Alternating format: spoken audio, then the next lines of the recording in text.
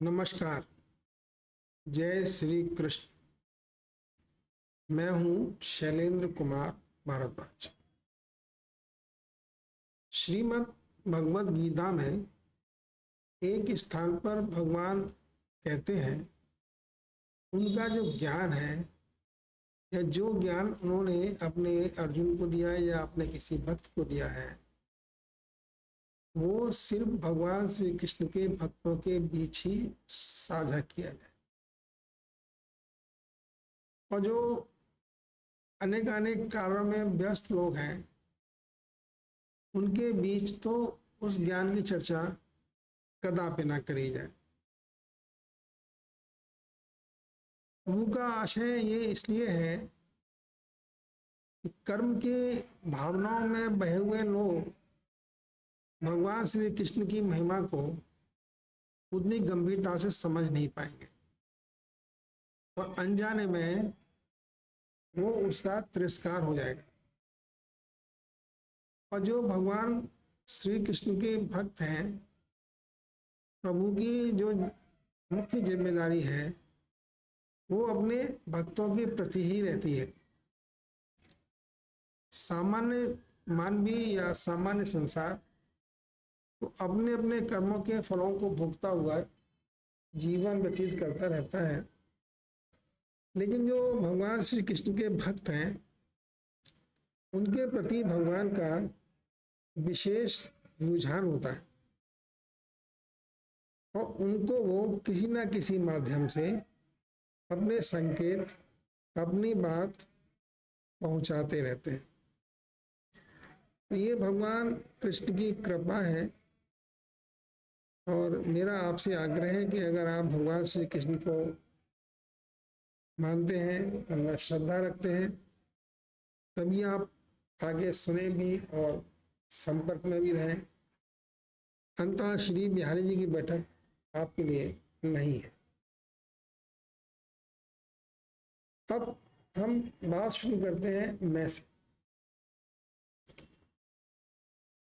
भगवद गीता में भी भगवान ने कई बार अपने लिए मैं शब्द का उपयोग किया है। उन्होंने अपने आप को और अर्जुन को चर्चा करते हुए कई स्थानों पर मैं और मुझे कह के संबोधित किया है। इसका मतलब मैं तो सर्वव्यापी है, पहले भी था, आज भी था।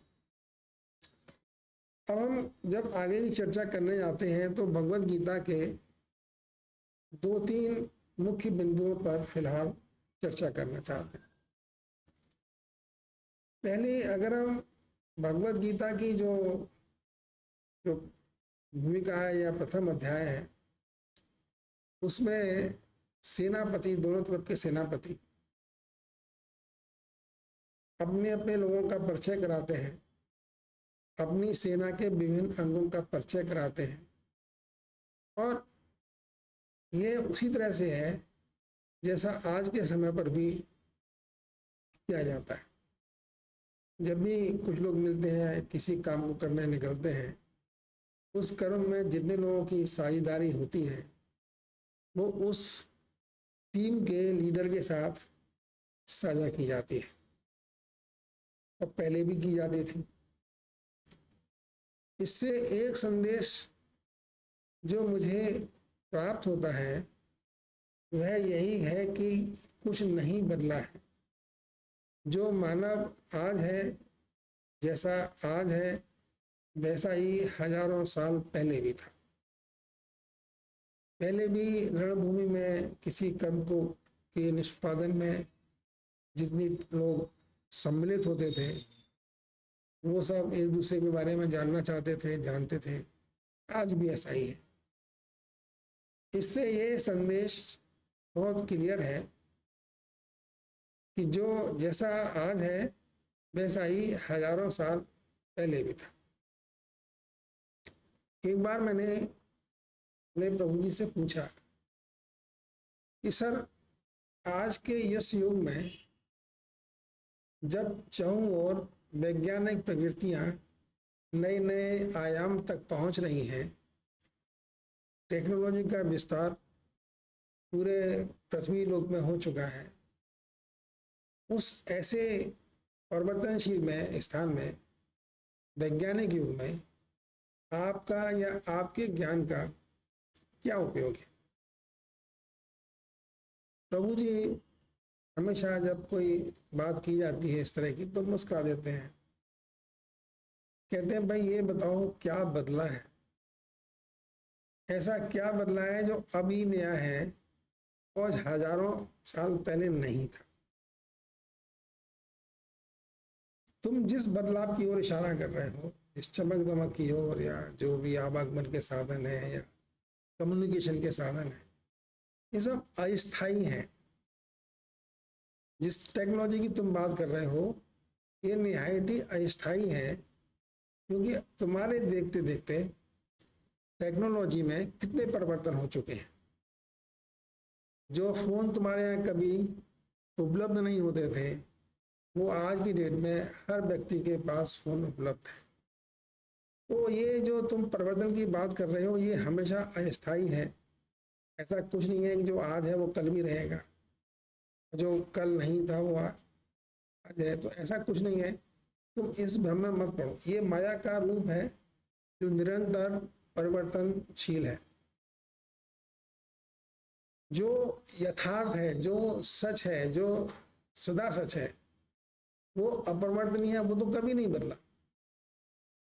क्रोध आज भी आता है लोगों को, और क्रोध हजारों साल पहले भी आता था।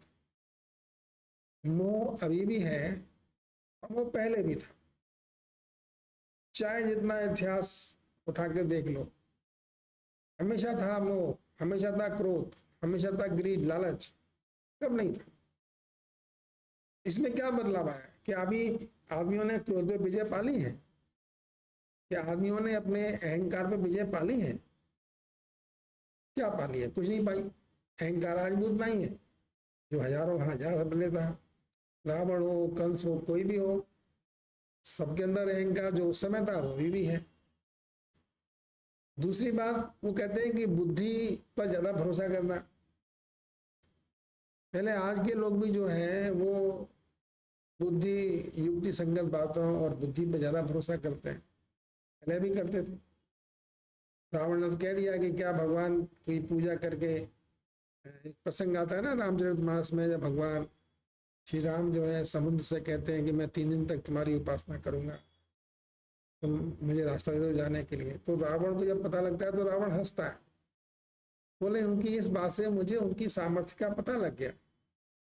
कितने अंधविश्वासी हैं, उनकी क्या सामर्थ्य है बताइए। उम्मीद कर रहे हैं कि समुद्र उनको रास्ता दे देगा और वो निकल आएंगे। ऐसे ऐसे लोगों से क्या डरना, उनकी बात क्या करना। उस समय जो रावण ने बात कही, आज के भी बुद्धिमान लोग ऐसी ही बात कर देते हैं। आज भी कभी आप भगवान की चर्चा करिए तो लोग कहते हैं भगवान से क्या होता है ना, बुद्धि सब काम होता है। तो ये तो बदलाव नहीं है। बेसिकली प्रभु कहना चाहते हैं